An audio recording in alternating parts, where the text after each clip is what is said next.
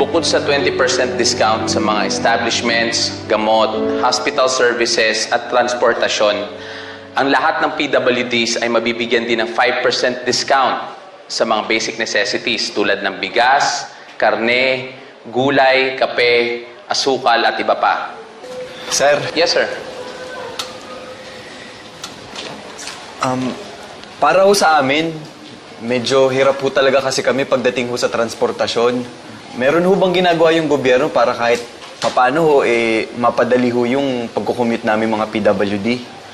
Meron no, may pinaplanong gawing mga sasakyan na mga may ramps para sa mga person with disabilities.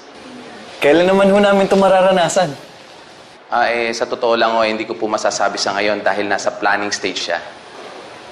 Simula noon, naging aktibo ako sa pag-volunteer sa SICAP o Samahang